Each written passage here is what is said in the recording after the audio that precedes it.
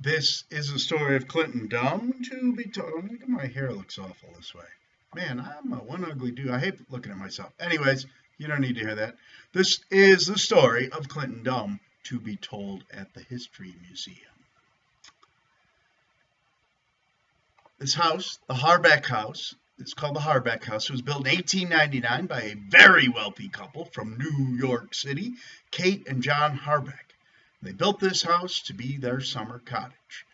And if you're thinking, heck of a summer cottage the Harbecks built themselves, well, it's particularly true when you know the Harbecks didn't have kids. It wasn't John and Kate plus 8, it was John and Kate and their 3 dogs, Rover, Beauty, and Jim. But the Harbecks treated their dogs like kids, so they belonged in Boulder. As a matter of fact, they were big animal lovers. One of the things John did is single-handedly finance the SPCA, which became the Boulder Humane Society for 10 years. Well, the Harbecks, when their dogs died, gave them Christian funerals. They had processions, and they buried the dogs behind the house with 3-foot-high headstones. They also had the dogs listed in the city registry as if they were people.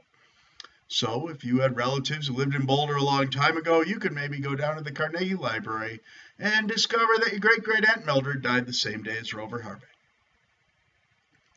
Well, John Harbeck died in 1910, not in Boulder, but at the Harbeck's main residence, the Plaza Hotel in New York City.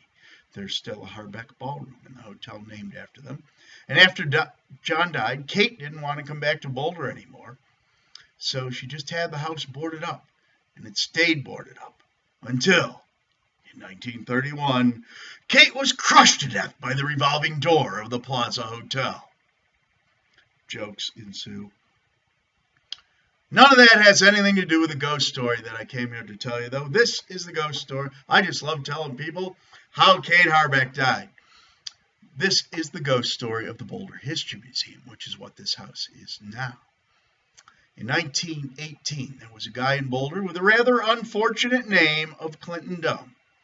And as if going through life named Clinton Dumm wasn't hard enough, Clinton was kind of a wimpy little guy. As a matter of fact, in 1917, Clinton tried to join the military. He wanted to be a war hero like his brother, but even during wartime, none of the services would take him. And Clinton was very disappointed. He wanted to do 2 things by joining the military. He wanted to belong to something, and he wanted to wear a uniform. So, in 1918, at the age of 26 years old, Clinton did the next best thing. He joined the Boy Scouts.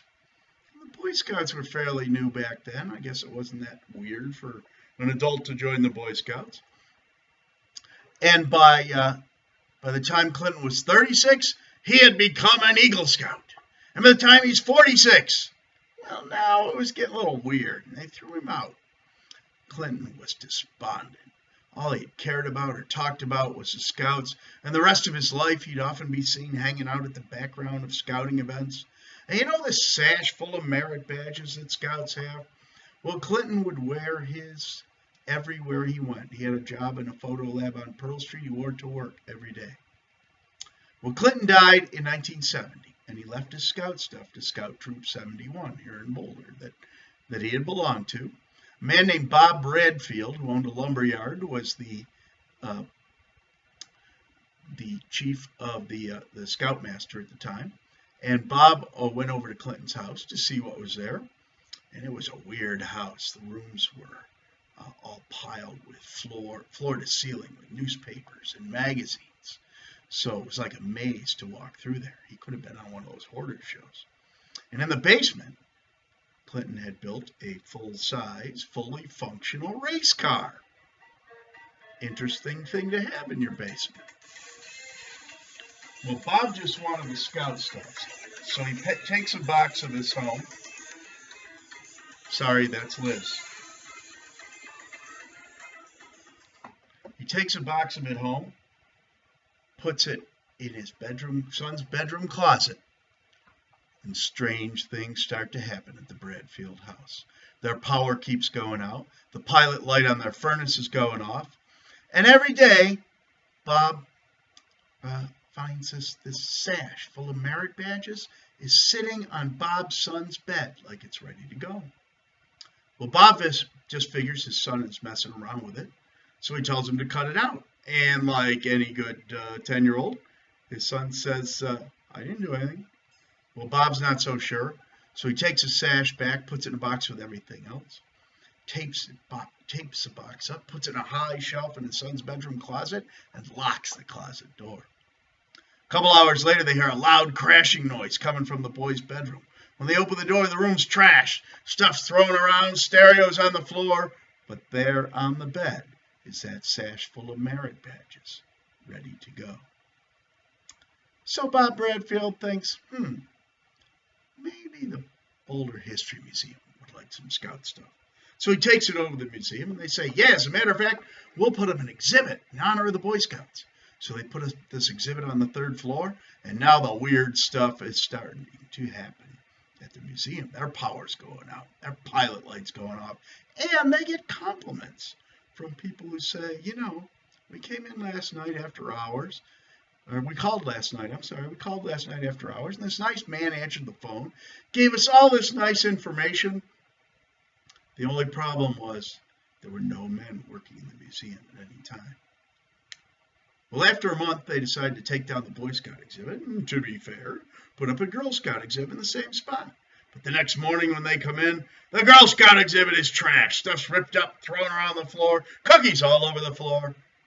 Nothing in the building has been touched, and there's no sign of a break-in whatsoever. So, if you believe in ghosts, and if you don't, why are you on this ghost tour? But if you do, you might believe that was all the work of the ghost of Clinton Dumm. And Clinton has also been here on the Banjo Billy Bus.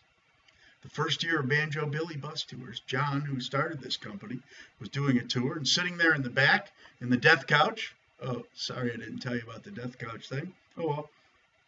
Sitting in the death couch were the people who lived in Clinton Dumm's old house. And when they went home, the weird stuff started happening to them. They had computers crashing and their power's going out. So I sent John an email figuring he'd be interested in this, and he didn't pay any attention to it. He just read it and deleted it. And the next day, the next week actually, all the electronics that allow you to hear me right now in this trunk, they started going nuts. And John had to go through 3 microphones and 2 power supplies and 3 amps. And he'd take the stuff into Rob's Music and it'd work in the store, but it wouldn't work here on the bus. So one of our other guides, Teresa, who is a true Boulder hippie, and by that I mean a hippie with 2 master's degrees, she decided the bus needed to be smudged. So they burned some incense in here and ran around naked for a while, and well, since then, it's been okay.